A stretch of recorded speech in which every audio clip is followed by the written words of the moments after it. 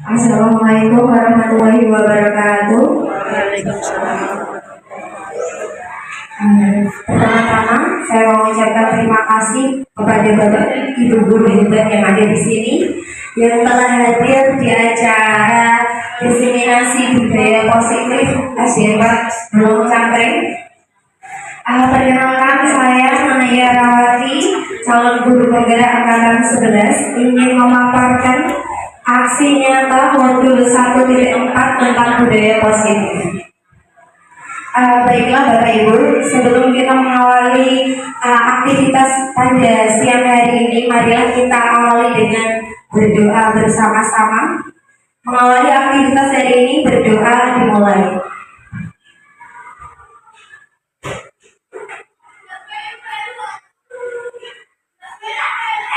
Selesai. Oke, baiklah Bapak Ibu guru hebat yang ada di sini. Saya ingin memaparkan tentang budaya positif, ingin berbagi tentang pemahaman. Sebelumnya saya akan perkenalkan, saya di sini sebagai calon guru penggerak Naya Rawati, kemudian ada fasilitator saya Aminah Agustina SPD, dan ada pengajar praktik saya yaitu Saiful Umam SPD. Kemudian di sini saya akan berbagi pemahaman tentang budaya positif. Nah, jika Bapak Ibu guru mendengar kata budaya positif, apa menurut pendapat Bapak Ibu tentang budaya positif itu sendiri? Ada yang berpendapat? Apa? Ya, Bu Sulika? Menurut saya, budaya positif adalah kebiasaan yang baik yang harus kita kembangkan. Itu dulu lebihnya. Terima kasih Bu Sulika atas pendapatnya. Apakah ada lagi yang ingin berpendapat? Pak Yusuf? Nah, itu kan sama ya. Budaya positif adalah budaya atau kebiasaan-kebiasaan baik yang dilakukan oleh peserta didik di sekolah. Kalau ikutnya di sekolah. Tambahkan, terima kasih. Menambahkan dari Jawa Bu Sulika dan Pak Yusuf tadi, budaya positif adalah budaya yang baik ya Bu Nana ya. Budaya yang baik yang mana nanti bisa membuat peserta didik itu menjadi aman, nyaman, dan menyenangkan ketika melakukan pembelajaran di sekolah seperti itu. Terima kasih kepada Bapak Ibu guru yang sudah memberikan pendapatnya. Ya, betul sekali tadi apa yang sudah disampaikan oleh Bu Sulika, Pak Yusuf maupun Bu Riha tentang budaya positif. Jadi budaya positif itu adalah nilai-nilai kebajikan atau kebiasaan-kebiasaan baik serta keyakinan yang diterapkan di sekolah. Nah, tadi juga betul sekali apa yang dikatakan sama Bu Ria. Jadi nanti nilai-nilai kebajikan yang sudah diterapkan di sekolah ini bisa mendukung atau mengembangkan karakter siswa yang baik, dan itu muncul motivasi intrinsik dari siswa sehingga siswa itu merasa belajarnya merasa aman, nyaman, serta nanti diharapkan siswa itu memiliki karakter yang baik sesuai dengan profil pelajar Pancasila, yaitu sesuai dengan filosofi Ki Hajar Dewantara.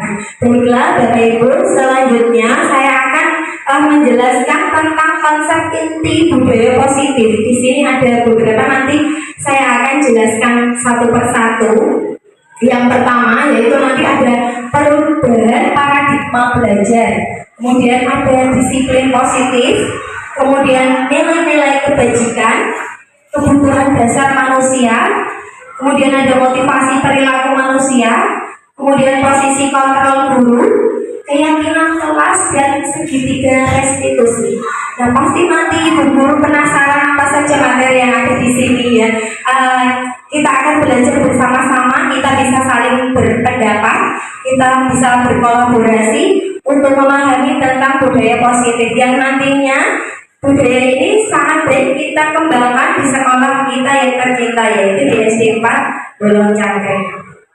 Nah, yang pertama yaitu pembelajaran dengan paradigma baru. Nah, seperti yang kita ketahui dalam penerapan kurikulum merdeka di sini yaitu ada pembelajaran berdiferensiasi. Nah, apa itu kan pembelajaran berdiferensiasi? Kita coba dari dulu di sini ya. Pembelajaran dengan paradigma baru adalah pembelajaran yang dirancang dengan prinsip pembelajaran berdiferensiasi sehingga peserta didik belajar sesuai dengan kebutuhannya berdasarkan tahap perkembangan sesuai teori psikologi modern untuk mewujudkan profil pelajar Pancasila. Nah, sejauh ini kita sudah menerapkan kurikulum merdeka sudah 1 tahun ya, hampir 2 tahun.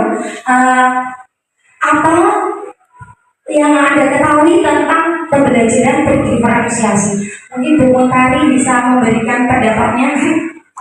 Sepengetahuan Bu Mutari saja, pembelajaran berdiferensiasi itu apa, Bu Mutari?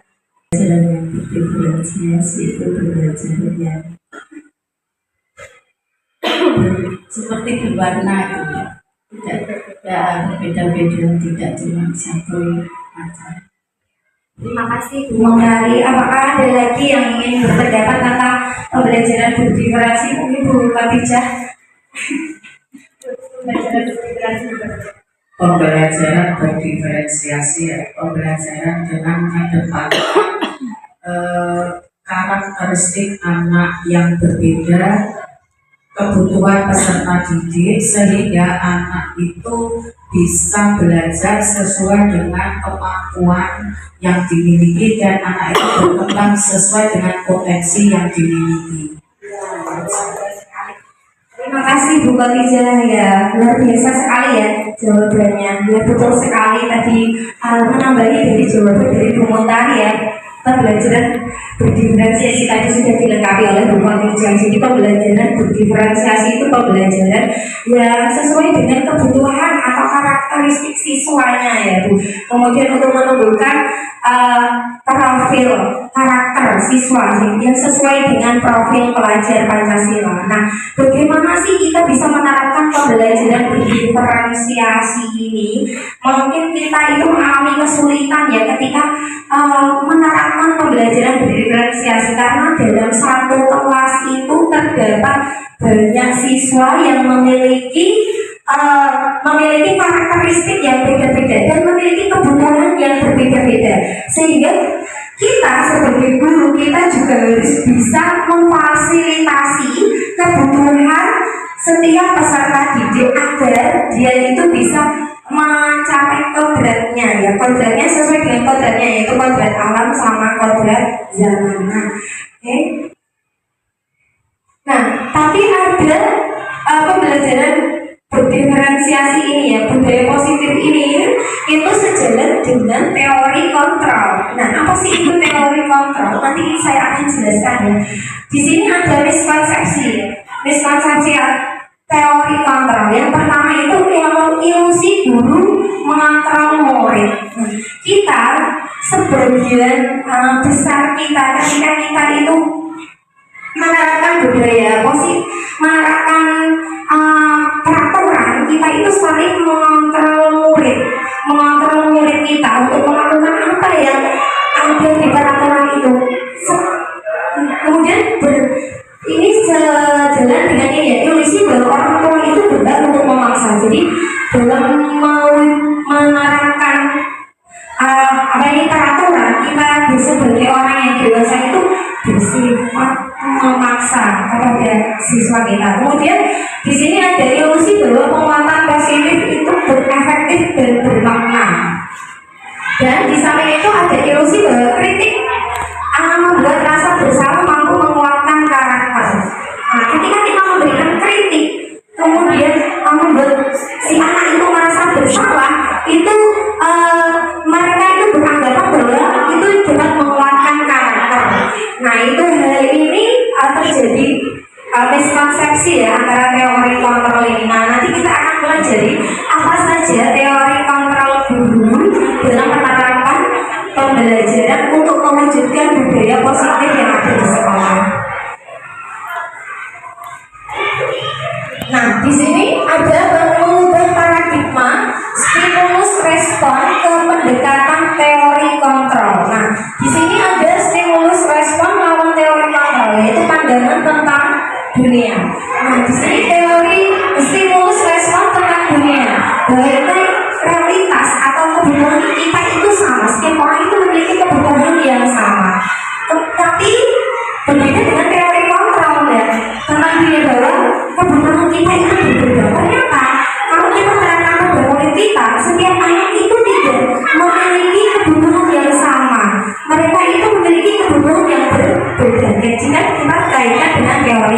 kontrol. Kemudian semua orang melihat hal yang sama. Nah, tapi teori kontrol ini menjelaskan bahwa setiap orang itu memiliki gambaran yang berbeda. Di sini juga ada kita mencoba mengubah orang agar berpandangan sama dengan kita. Nah, apakah ini benar? Bahwa setiap orang itu kita harus paksa untuk memiliki sama pandangan sama dengan kita. Nah, berdasarkan teori kontrol, kita itu harus berusaha memahami pandangan orang lain tentang dunia. Nah, di sini juga ada perilaku buruk dilihat sebagai suatu kesalahan. Nah, ini nanti ada kaitannya dengan penerapan segitiga restitusi, bahwa kita melihat kalau perilaku buruk itu sebagai suatu kesalahan itu kurang tepat. Yang lebih tepat adalah semua perilaku itu memiliki tujuan. Nah, nanti kita akan belajar selanjutnya. Nah, kemudian di sini orang lain bisa mengontrol saya. Nah, dalam teori kontrol hanya Anda yang bisa mengontrol diri Anda. Jadi kita itu yang bisa mengontrol diri kita sendiri, bukan orang lain. Kemudian pemaksaan ada pada saat bujukan gagal. Nah, bagaimana kita dalam memberikan hukuman nanti atau konsekuensi kepada siswa? Biasanya pemaksaan pada saat bujukan gagal dipaksa. Nah, itu tidak boleh. Yang boleh adalah adanya kolaborasi ya, dan konsensus untuk menciptakan pilihan baru. Kemudian yang terakhir di sini ada model berpikir menang atau kalah. Yang boleh itu adalah berpikir menang-menang, win-win solution. Oke? Nah, ini adalah mengubah paradigma ya, stimulus dari respon ke teori kontrol. Nah, baiklah, kita akan masuk pada disiplin positif. Nah, apa sih itu disiplin positif? Kalau kita dengar kata disiplin itu berarti apa, Bu Enda? Jadi kalau dengar kata disiplin itu apa? Kalau di sekolah dulu pada saat disiplin itu berarti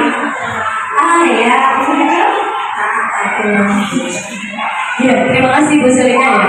Disiplin itu berarti taat pada aturan ya. Nah, betul sekali Bu.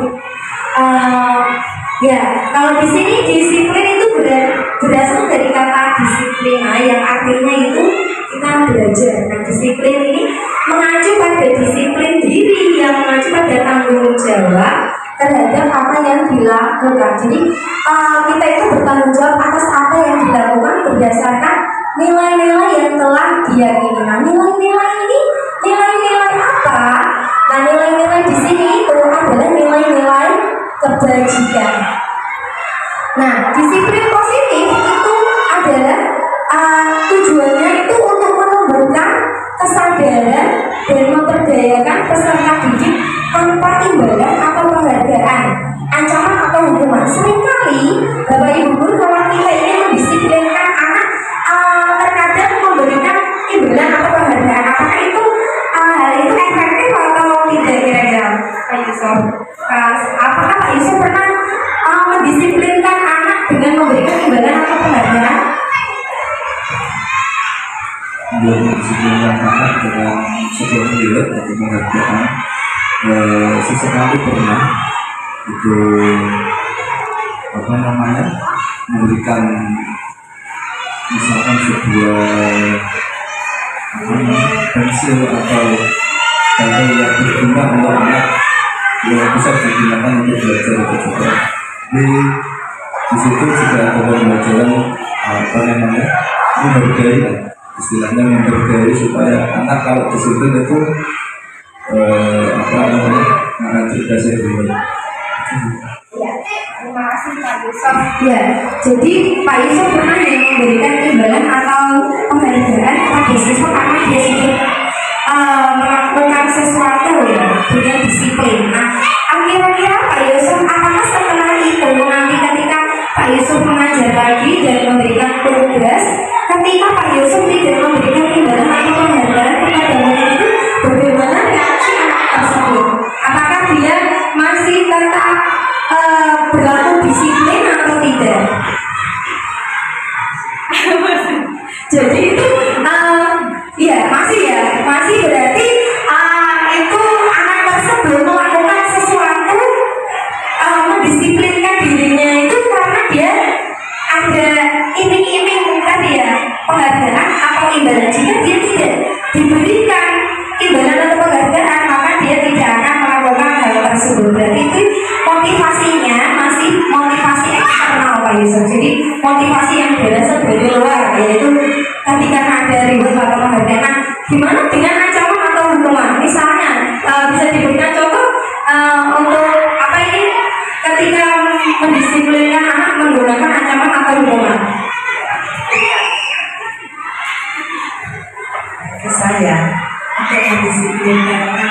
bisa dengan reward dan bisa juga dengan sanksi.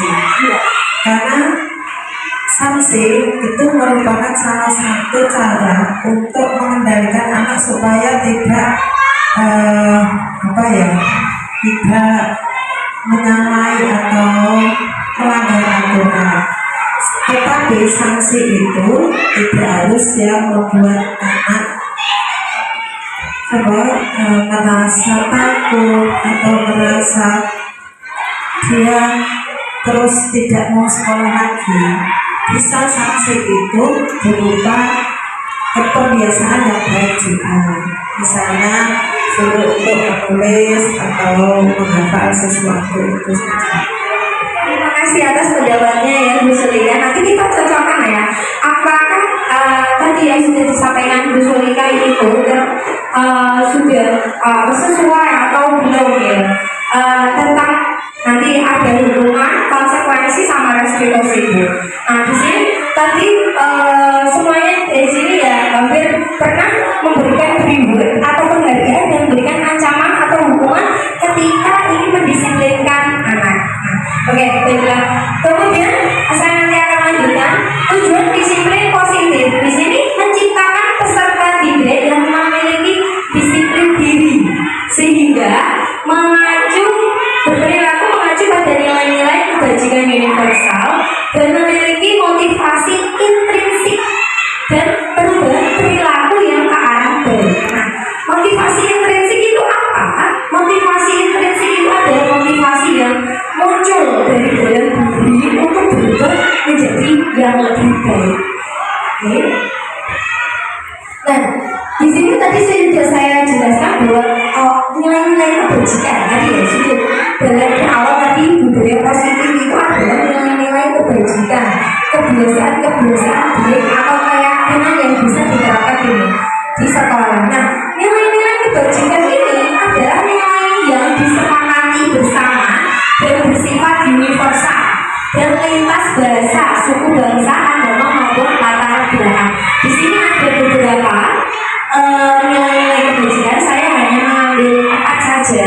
Nah, yang pertama yaitu profil pelajar Pancasila seperti yang digaungkan di kurikulum Merdeka di sini, yaitu profil pelajar Pancasila. Sudah tahu Bapak Ibu? Sudah berputar ini ya. Semangat sekali untuk mengajarkan anak kelas 6 menyanyi profil pelajar Pancasila. Ya, Bu. Komentarnya. Ya di sini ada hubungan bertakwa kepada Tuhan Yang Maha Esa dan berakhlak mulia, berkebinekaan global, gotong royong, mandiri, kreatif dan bernalar kritis. Nah, kemudian di sini ada Ibu Primary Years Program atau PYP ya, PNYP, yaitu nilai kebajikannya ada nilai toleransi, rasa hormat, integritas, mandiri, menghargai, antusias, empati, keingintahuan, kreativitas, kerjasama, percaya diri, dan komitmen. Kemudian ada keterampilan hidup atau life skill. Di sini dapat dipercaya, lurus hati, pendengar yang aktif, tidak merendahkan orang lain, memberikan yang terbaik dari diri. Nah, di situ juga ada the 7 essential virtues, yaitu building moral intelligence.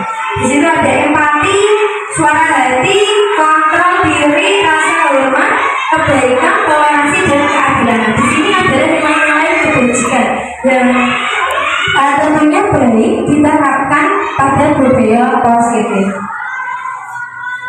Nah, setelah kita mengetahui tentang disiplin positif, kemudian kebutuhan dasar manusia, nilai-nilai kebajikan, kita akan belajar tentang kebutuhan dasar manusia.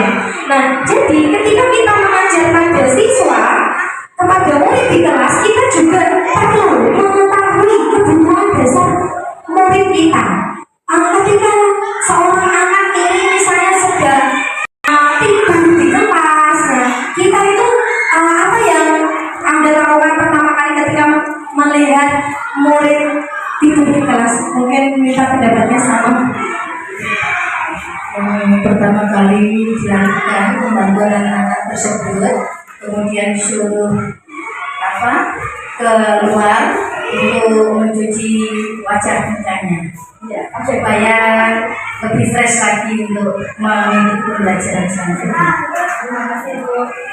Ya, ya berarti kita harus tahu ini kenapa ya menurut saya kok tertidur di kelas. Ini berarti kita harus mengetahui kebutuhan dasarnya. Berarti kalau dia mengantuk, tidur, itu berarti dia sedang memenuhi kebutuhan dasar dia, yaitu apa? Bertahan hidup. Nah, kalau misalnya ada anak yang apa ya? Ini dia ketika diajar bapak ibu guru di kelas, dia itu rame sendiri, dia itu ngomong sendiri sama temannya, tidak mempedulikan bapak atau ibu guru yang mengajar di depan kelas. Kira-kira apa yang dilakukan oleh guru? Beda? Kalau kami di kelas apa Bu? Yang Anda lakukan? Kalau kami di kelas biasanya suruh diam dulu, nanti tak kasih ribet apa biar dia bikin pamer. Iya. Marah-marah ya? Iya, posisinya bagus. Iya, ketika dia rame itu ternyata dia itu sudah memenuhi kebutuhan dasar dia, yaitu rame ketawa gitu ya, kesenangan ya. Oh iya, iya. Karena ini diperhatikan ya, ternyata diperhatikan bapak ibu guru atau temannya gitu ya. Nah ini adalah kebutuhan dasar. Nah, saya akan jelaskan satu-satu, ini tadi cuma awalan dulu ya. Jadi kebutuhan dasar manusia itu seluruh tindakan manusia yang memiliki tujuan tertentu. Kemudian semua yang kita lakukan adalah usaha terbaik kita untuk mendapatkan apa yang kita inginkan. Nah, ketika kita mendapatkan apa yang kita inginkan, sebetulnya saat itu kita sedang memenuhi satu atau lebih dari satu kebutuhan dasar kita. Nah, coba di sini lihat ada 5 kebutuhan dasar manusia. Yang pertama tadi bertahan hidup. Nah, makanan, pakaian, tempat tinggal, kesehatan, serta keamanan. Nah, tadi ketika anak itu tertidur, mereka itu sedang memenuhi kebutuhannya, yaitu bertahan hidup.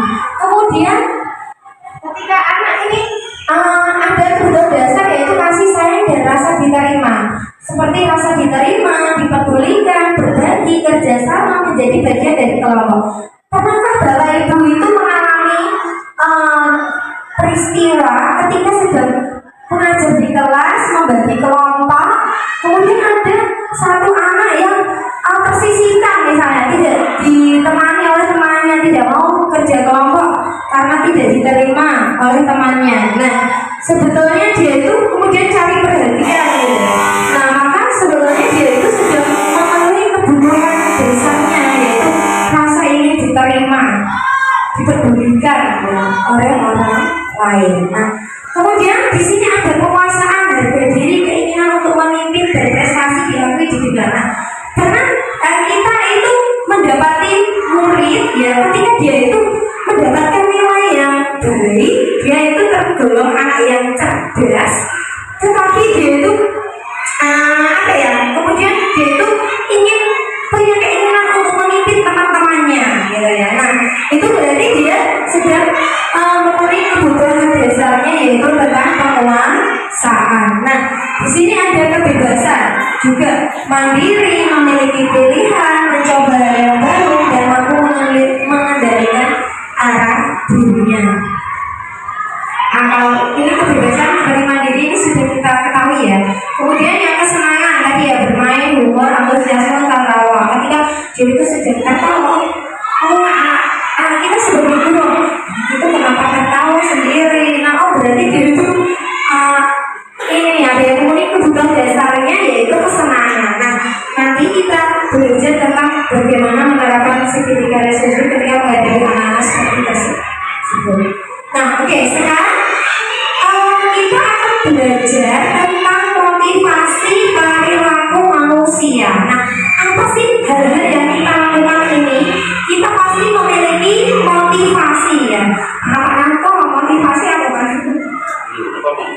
motivasi.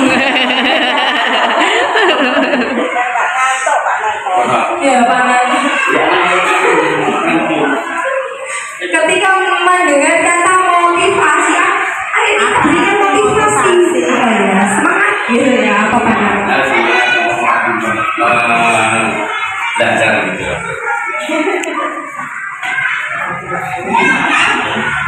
Motivasi ya, motivasi adalah hal yang ingin kita lakukan ya berdasarkan tujuan tertentu gitu ya.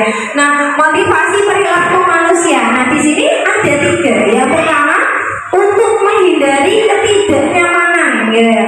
Ya, tingkat terendah dari motivasi ternyata ini motivasi untuk menghindari ketidaknyamanan itu adalah motivasi terendah dari perilaku manusia. Juga sih mau tanya. Bangun tadi pernah nggak dalam bekerja itu ketika dapat tugas dari atas ini dikerjakan daripada nanti saya dihukum ya? Pernah nggak pikir seperti itu? Daripada nanti saya dihukum saya kerjakan aja tugasnya. Nah, Mungkin pernah. Aku bolak-balik.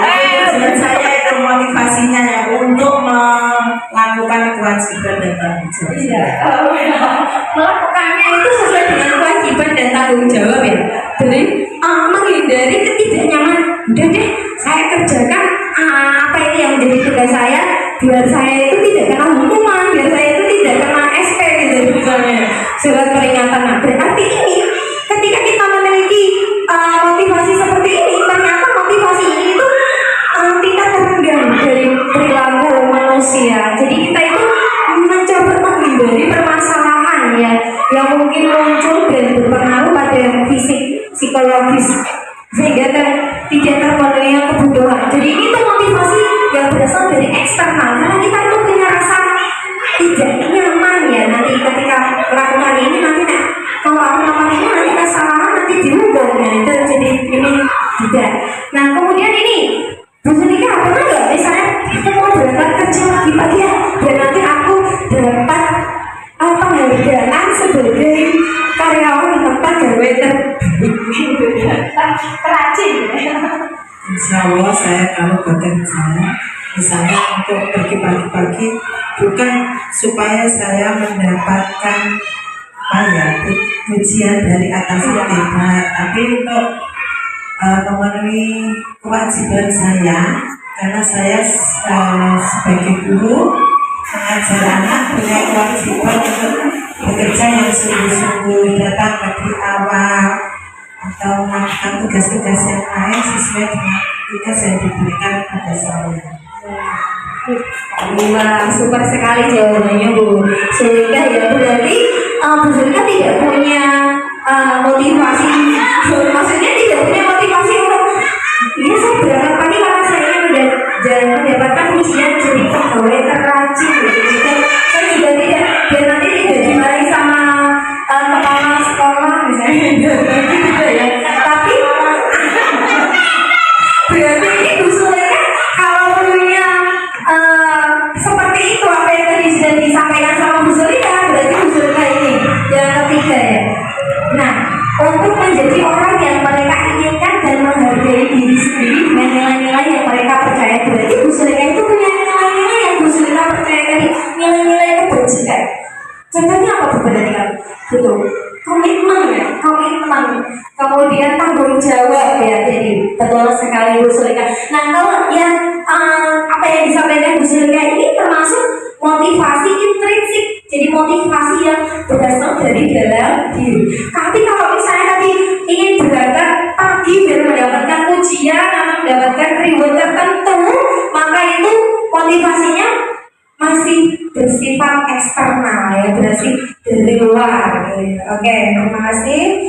Kemudian selanjutnya, nah ini kita belajar tentang hukuman dan penghargaan. Nah, di sini ada 3, hukuman, konsekuensi, dan restitusi. Nah, coba kalau murid Bapak Ibu melakukan kesalahan, apa yang dilakukan? Nah, apa yang dilakukan? Misalnya, tadi coba saya mau tanya dulu, nanti sebelum kita bahas. Kalau ada murid terlambat datang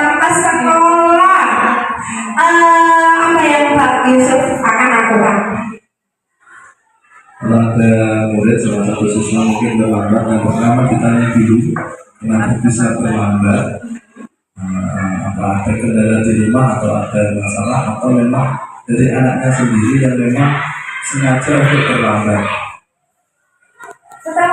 Setelah mengetahui misalkan karena dari anaknya sendiri tidak ingin sekolah misalkan, kita tanya dulu kenapa kendalanya apa kok dia mau sekolah, kita telusuri. Setelah mengetahui masalahnya kita berikan motivasi, misalkan kalau tidak sekolah itu nanti gini kasih pengertian yang baik.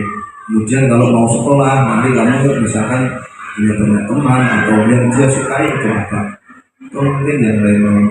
Kalau hukuman sendiri misalnya anak terlambat, yang pertama mungkin kalau memang dikasih hukuman itu hukuman yang tidak seperti diusulkan tadi, tidak menakutkan atau membuat anak takut dan tidak mau sekolah lagi.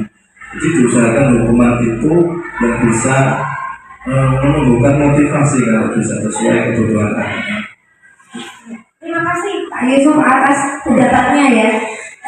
Jadi ketika ada anak yang datang terlambat, tadi ditanya dulu ya Yusuf katanya ya, ditanya dulu. Tapi bisa diberikan hukuman nggak Pak? Hukumannya apa berupa apa?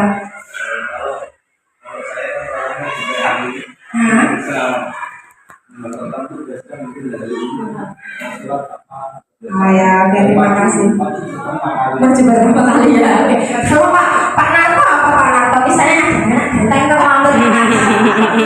Pak Narto ini gimana ini? Apakah mau menghukum anak tersebut atau gimana? Kalau saya biasanya kalau anak yang terlambat dan baru lari suruh tertawa dulu. Iya. Mengapa tertawa? Biar yang lainnya ikut tertawa. Gajah. Iya, itu kan pemanasan. Iya, oke, terima kasih tadi atas pendapatnya Pak Yusuf sama Pak Narto gitu ya. Jadi kalau Pak Yusuf tadi memberikan hukuman, tapi hukumannya itu yang mengarah positif gitu ya Pak Yusuf ya. Tapi kalau Pak Narto ya dikasih hukuman tertawa aja gitu ya, biar nanti semua memberikan efek yang positif pada semuanya. Iya, kira-kira saya mau tanya deh, kira-kira setuju nggak sama Pak Yusuf ketika ada anak yang datang terlambat atau melakukan kesalahan diberikan hukuman, tapi hukumannya ini positif gitu ya. Misalnya tadi baca surat-surat pendek, kalau misalnya diusulkan menulis, saya menulis 1 sampai 10 ini tulis ini gitu, misalnya kayak gitu. Setuju atau tidak dulu Pak Dijamnya?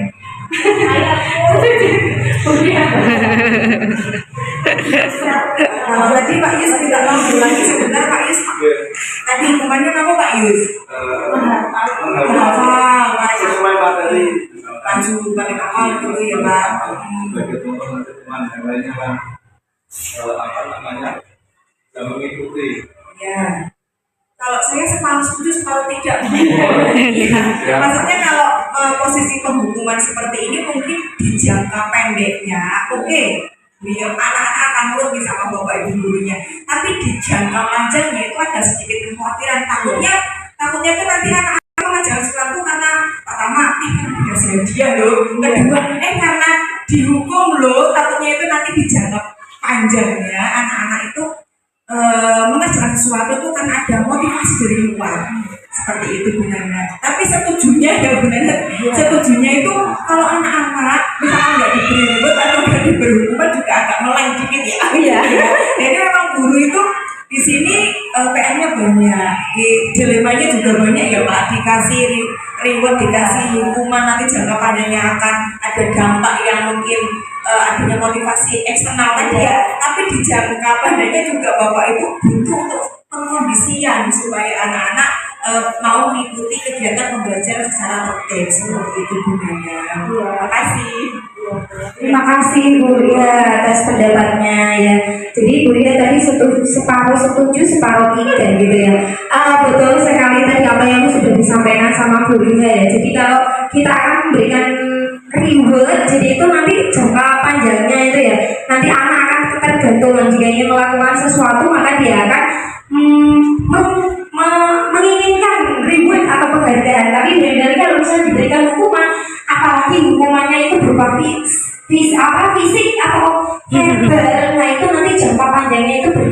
psikis anak. Nah, tapi kalau di sini hukuman baik itu tadi hukuman ya Pak Yusuf ya, meskipun hukumannya bersifat positif, tapi itu masih termasuk hukuman Pak Yusuf ya. Jadi iya, bahasanya diganti Pak. Harusnya kita menggunakan kata yang positif, tidak hukuman gitu ya, tapi anak-anak diminta untuk gitu. Jadi kalimatnya harus yang positif Pak. Jadi tidak boleh kalimat yang negatif gitu ya Pak. Oke. Kemudian konsekuensi. Nah, kalau konsekuensi ini apa? Konsekuensi ya. Berbeda kalau hukuman ya. Kalau hukuman ini tidak terencana atau tiba-tiba gitu ya. Anak-anak, oh kamu datang sampai oke kamu lari mengelilingi lapangan 3 kali misalnya. Nah, itu tidak direncanakan secara tiba-tiba. Dan bersifat satu arah, hanya berasal dari guru saja. Kemudian ini hukumannya ini berupa fisik ya, fisik atau verbal. Nah, kalau konsekuensi ketika tadi misalnya anak itu datang terlambat, ini nanti kita berikan ini secara terencana atau disepakati sesuai peraturan. Murid dibuat tidak nyaman dengan apa yang sudah dilakukan tadi, sehingga guru ini bersikap memonitor muridnya. Sebagai contohnya nanti ada yaitu 5 posisi kontrol guru. Nanti kita akan belajar posisi kontrol guru ini sebagai coba nanti Bapak Ibu guru renungkan ketika saya melakukan ini, berarti saya ini memposisikan diri saya ini sebagai apa ya? Nah, nanti kita akan pelajari konsekuensi. Nah, kemudian di sini ada restitusi. Nah, baru pertama kali dengar ya Bapak Ibu, restitusi ya. Pernah tahu ya? Pernah ya Bu ya? Restitusi itu apa sih? Perubahan, wow, begitu. Ya. Perubahan, proses menciptakan kondisi bagi murid untuk berubah yang baik ya, memperbaiki kesalahan. Jadi di sini nanti ada proses kolaboratif antara murid dan guru, tidak hanya berasal dari guru saja atau berasal dari murid saja, tapi keduanya saling berkolaborasi. Nah, ini nanti akan menciptakan kondisi pada siswa itu dia agar memiliki motivasi intrinsik, kemudian dia itu sadar dan itu dia memiliki rasa tanggung jawab untuk memperbaiki kesalahannya. Nanti kita akan praktekkan, oke? Nah, di sini ada 5 posisi kontrol guru. Nah, 5 posisi kontrol guru. Yang pertama yaitu penghukum.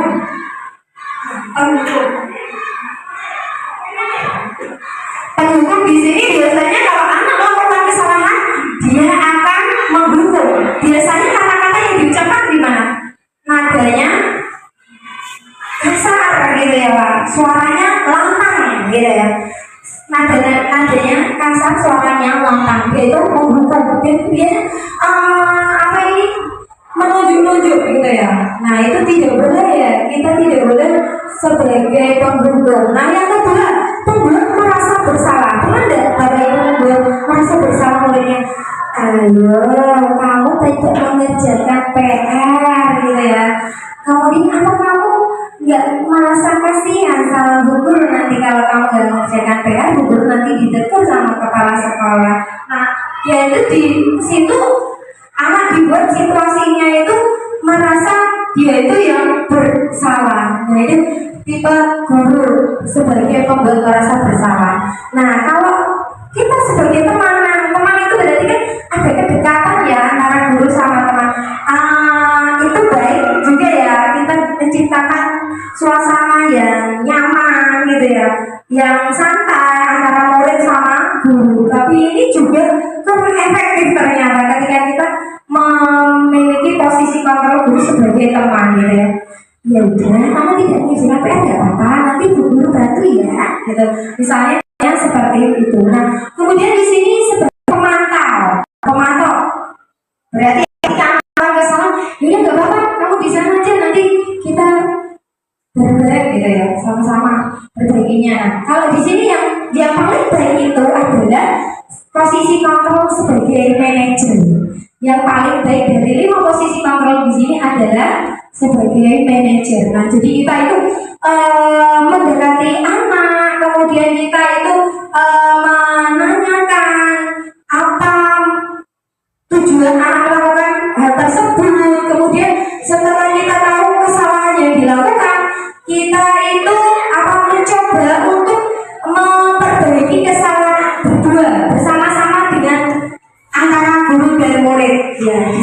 posisi manajer itu adalah posisi yang terbaik.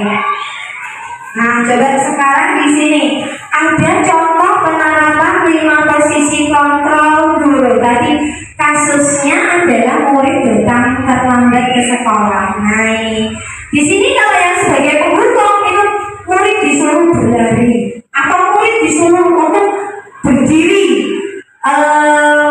di lapangan berapa jam gitu ya contohnya. Nah, itu penghukum. Kemudian yang membuat merasa bersalah, berapa kali kamu ibu harus memberitahu kamu, ibu itu kecewa loh sama kamu ketika kamu lakukan kesalahan. Nah, contohnya seperti itu. Kemudian yang teman, ayo dong ikuti aturan sekolah. Ya sudah, kali ini tidak apa-apa, lain kali jangan berbuat seperti itu ya. Nah, itu contohnya yang teman. Kalau pemantau, kamu sudah melanggar aturan sekolah, kamu pasti tahu konsekuensinya ya.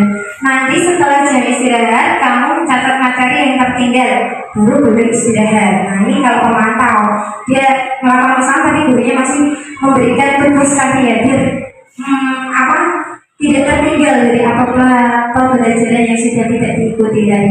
Nah, kalau manajer di sini, apakah terlambat datang ke sekolah ini sesuai dengan aturan kita? Nah, anak ini ditanya, digali, kemudian setelah dia tahu, dia itu apa sih rencana kamu untuk memperbaiki kesalahan, itu diberikan dorongan atau semangat agar dia itu tahu kesalahannya sehingga dia bisa memperbaiki kesalahannya. Nah, kemudian di sini pembentukan keyakinan kelas. Nah, coba di sini Bapak Ibu sudah ada keyakinan kelas atau belum? Coba Bu Suri pernah dengar keyakinan kelas atau kesepakatan kelas? Keyakinan kelas atau kesepakatan kelas? Ada yang disetujui oleh maupun kesepakatan dalam pembelajaran saat Itu baru kesepakatan kelas ya Bu ya, baru kesepakatan yang ada di kelas. Nah, ya keyakinan kelas itu ya, keyakinan kelas itu ya termasuk dari kesepakatan kelas ya, hal yang disepakati, sesuatu hal yang baik yang disepakati antara guru sama murid. Tidak hanya guru saja yang membuat kesepakatan kelas tersebut, tapi juga murid. Nah, tujuannya apa Bu untuk dari keyakinan kelas atau kesepakatan kelas ini? Supaya terbentuk baik, membentuk karakter anak itu tujuannya supaya anak-anak itu bersikap dan berkarakter yang baik selama mengikuti pembelajaran. Iya, betul sekali. Terima kasih Bu Suri. Jadi nanti guru juga akan bisa menerapkan pembelajaran yang berpihak pada murid gitu ya Bu ya. Oke. Jadi di sini bentukan keyakinan kelas itu biasanya kita melakukan apa? Kita melakukan diskusi gitu ya. Diskusi, kemudian apa sih yang kamu inginkan, coba dituliskan di papan tulis atau bisa juga melalui sticky note gitu ya. Kemudian kita tempelkan. Setelah itu baru nanti kita pilih mana yang diyakini oleh kelas kita, kemudian nanti bisa ditulis dan dipajang. Jadi nanti bisa tahu ketika mau melaksanakan pembelajaran. Nah, keyakinan kelas atau kesepakatan kelas ini apakah harus satu ini untuk selama 1 tahun Bu atau boleh berubah-ubah? Kalau menurut saya bisa berubah sesuai dengan situasi dan kondisi saat itu. Kalau 1 tahun itu terlalu lama ya Bu. Betul sekali ya. Jadi keyakinan kelas itu bisa berubah-ubah sesuai dengan situasi dan kondisi di kelas. Nah, biasanya ini bersifat abstrak, kemudian berupa pernyataan universal, dibuat dalam pernyataan positif gitu ya. Kemudian kalimatnya sedikit tapi agar mudah diingat. Nah, sesuai kondisi kelas atau sekolah sehingga mudah diterapkan. Semua warga kelas atau sekolah ini dilibatkan dalam pembuatan keyakinan kelas. Sudah menerapkan itu ya. Kalau Pak Yusuf, apakah dalam mengajar pendidikan agama Islam, Pak Yusuf juga membuat keyakinan kelas atau kesepakatan kelas di kelas tersebut? Kan Pak Yusuf masuk kelasnya beda-beda. membuat kesempatan kelas juga. Mungkin setiap masa kan beda-beda di sini. Membuat kesempatan kelas. Terima kasih Pak Yusuf. Ya, jadi pembentukan keyakinan kelas ini juga penting ya dalam penerapan budaya positif di sekolah kita dengan adanya pembentukan keyakinan kelas, maka siswa ini secara langsung terbiasa untuk menerapkan nilai-nilai kebajikan yang ada pada keyakinan kelas tersebut. Misalkan datang tepat waktu, berarti itu nilai kebajikannya apa ya? Bu Tari, kalau datang tepat waktu berarti iya, disiplin, betul ya, disiplin. Misalkan lagi nanti saling menghormati antar teman ketika sedang bekerja kelompok, berarti itu nilai kebajikannya apa ya? Iya, betul, toleransi ya, saling menghormati gitu ya. Kemudian membuang sampah pada tempatnya atau tidak boleh menyampah di kelas, berarti itu nilai kebajikannya apa? Kebersihan, iya betul, kebersihan. Apakah ketika kita menerapkan itu secara langsung gitu ya, anak-anak itu akan terbentuk karakternya sehingga budaya positif yang ada di sekolah kita itu terbentuk gitu ya. Oke. Nah, sekarang segitiga restitusi. Tadi kita sudah tahu tentang restitusi tadi ya. Restitusi katanya Bu Sulika tadi perubahan ya. Nah, restitusi itu proses menciptakan kondisi bagi murid untuk memperbaiki kesalahan mereka, sehingga mereka itu bisa kembali pada kelompok mereka dengan karakter yang kuat. Nah, jadi di sini segitiga restitusi itu kita gunakan ketika kita itu menghadapi suatu kasus atau permasalahan yang kita hadapi pada peserta didik atau anak didik kita. Seringkali kita itu kalau di kelas menemukan kasus atau permasalahan ya setiap anak yang beda-beda ya. Contohnya tadi tidur di kelas, misalnya atau rame, kemudian misalnya atau tidak sengaja mengejek temannya. Nah, itu adalah beberapa contoh dari permasalahan atau kasus yang dihadapi guru ya ketika mengajar di kelas. Nah, bagaimana cara menerapkan segitiga restitusi? Nah, di sini ada tiga tahapan yaitu segitiga restitusi. Yang pertama itu adalah menstabilkan identitas. Kedua itu validasi tindakan yang salah. Dan yang ketiga adalah menanyakan keyakinan. Nah, apa saja sih ini menstabilkan identitas, validasi tindakan yang salah, sama menanyakan keyakinan. Nah, jadi ini tiga ini yang pertama yaitu menstabilkan identitas. Ketika kita tahu bahwa anak didik kita itu melakukan kesalahan, hal yang pertama kita lakukan adalah menstabilkan identitas. Yaitu apa? Bagian ini adalah untuk mengubah identitas anak yang gagal karena melakukan kesalahan menjadi orang yang sukses. Jadi kita itu tanya dulu ke anak itu tadi, kenapa dia kok melakukan kesalahan tersebut gitu ya. Tidak langsung kita marah-marah terus kita berikan hukuman kepada dia tanpa dia itu memberikan alasannya kenapa tujuannya melakukan kesalahan tersebut ya. Jadi kita harus stabilkan dulu identitas anak yang salah tadi sehingga anak tersebut nanti ketika sudah direstitusi dia kembali, dia itu memiliki karakter yang kuat. Kemudian yang kedua yaitu validasi tindakan yang salah. Nah, di sini ketika kita tahu anak itu melakukan kesalahan, tanya tadi ya, kenapa kamu melakukan kesalahan tersebut? Nah, di sini bertujuan untuk memahami kebutuhan dasar apa yang mendasari sebuah tindakan. Nah, jadi kita bisa menemukan cara-cara paling efektif untuk memenuhi kebutuhan dasar tersebut. Misalnya tadi ada anak yang mengantuk di kelas. Nah, jadi kebutuhan dasarnya dia itu belum terpenuhi ya. Dia itu ini gitu. Atau ketika anak itu ngantuk ya, bisa jadi dia lapar gitu ya, lapar. Nah, ketika dia itu maka kita harus tahu kebutuhan dasar murid kita, jadi kita bisa memberikan restitusi ya. Nah, kemudian setelah validasi tindakan yang salah, tadi kita sudah tahu kesalahan dia, kita sudah ngobrol tadi ya sama anak tersebut. Kita yang ketiga yaitu menanyakan keyakinan. Nah, bagian ini untuk memperkuat motivasi internal atau intrinsik yang ada pada diri anak yang sudah divalidasi tadi kan, sudah tahu kesalahannya. Kenapa? Apakah tadi yang kamu lakukan ini sesuai dengan keyakinan kelas kita? Nah, nanti anak itu kalau tidak gitu, tidak Pak, kemudian kita akan tadi sudah kita tanyakan keyakinan, terus rencana kamu apa untuk memperbaiki kesalahan kamu.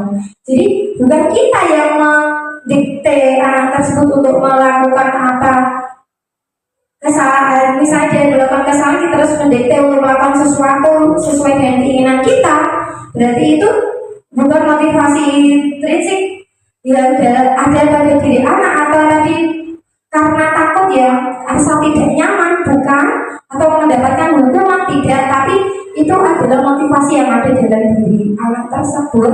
Maka ditanya ya tadi, nilai-nilai apa yang kamu percaya, nilai-nilai keyakinan apa yang kamu yakini dari kelas kita, apakah sudah kamu terapkan? Nah, kita berikan restitusi. Tapi semoga saja Bapak Ibu guru semua ketika menghadapi kasus anak yang di kelas ya, tidak kita langsung memberikan hukuman atau konsekuensi ya, tapi kita mencoba untuk menggunakan segitiga restitusi. Nah, ini contoh penerapan segitiga restitusi yang saya lakukan beberapa waktu yang lalu. Saya ini hanya sampling ya, sampel dari kasusnya ini saya buat. Kemudian di sini yang dipraktekkan sama peserta didik kelas 4, yaitu di sini contohnya dia itu tertidur di kelas. Nah,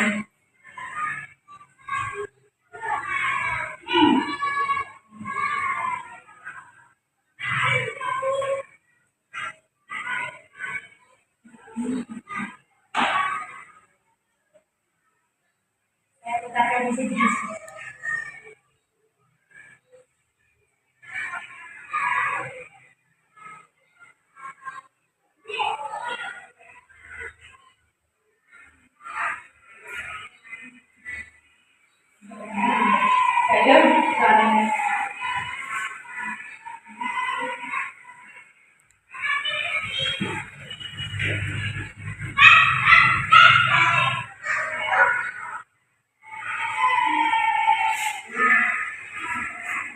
Saya ulangi ya.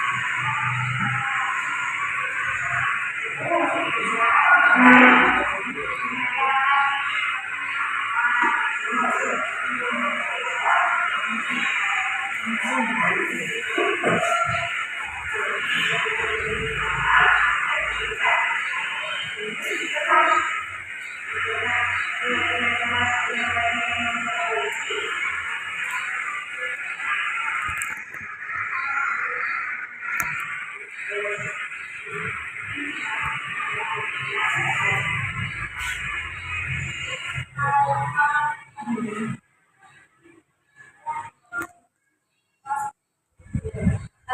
tadi sekilas cuplikan video tentang penerapan segitiga restitusi ya. Jadi ketika kita mengetahui anak harus melakukan kesalahan, jadi kita tidak langsung memarahinya ya, tapi kita yang pertama tadi apa langkahnya? Yang pertama menstabilkan identitas ya. Kemudian yang kedua validasi tindakan yang salah, dan yang ketiga itu adalah menanyakan keyakinan. Jadi ketika anak melakukan kesalahan tidak langsung kita marahi, kita beri hukuman, tapi kita coba menggali ya apa alasan anak tersebut melakukan kesalahan, kemudian kita mencoba untuk memperbaiki kesalahan tersebut ya.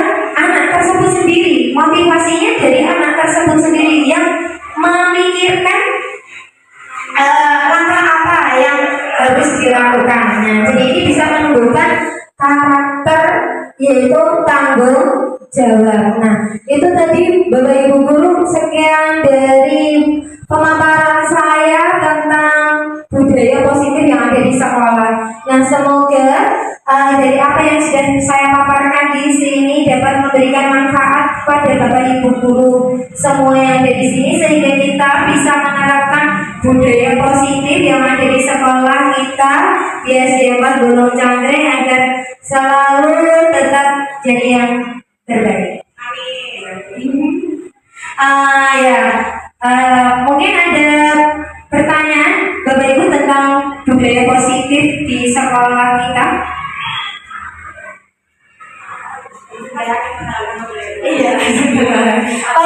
Iya. Ya, itu termasuk budaya positif ya Pak. Ada lagi budaya positif yang ada di sekolah kita yang belum saya sebutkan tadi. Bersalaman ya sudah, kan kebiasaan bersalaman sudah setiap hari. Jamaah sholat juga sudah. Sudah. Ini loh Bu, kebersihan juga kan.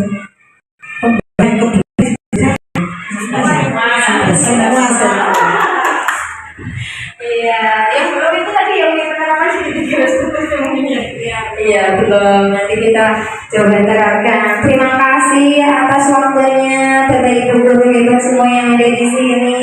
Semoga apa yang saya paparkan dapat memberikan manfaat bagi semua. Ya, terakhir, wassalamualaikum warahmatullahi wabarakatuh.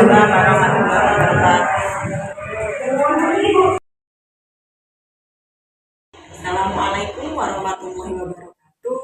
Saya Rina Yati, saya merupakan Kepala SD 4 Gunung Cangkring, Kecamatan Cibulu, Kabupaten Kudus. Alhamdulillah untuk CGP atas nama Nana Irawati sudah melaksanakan diseminasi budaya positif dengan baik, dengan lancar. Sebelumnya CGP tersebut juga sudah melaksanakan praktik baik kegiatan budaya positif dan disiplin positif di SD 4 Gunung Cangkring. Harapannya semoga apa yang telah diseminasikan oleh Bu Nana Irawati dan apa yang sudah dipraktekkan beliau di SD 4 Gunung Cangkring dapat berimbas kepada guru-guru di sekolah kami, sehingga kedepannya nanti akan membentuk sekolah yang benar-benar sekolah berkarakter dan sekolah ramah anak. Sekian, terima kasih. Wassalamualaikum warahmatullahi wabarakatuh.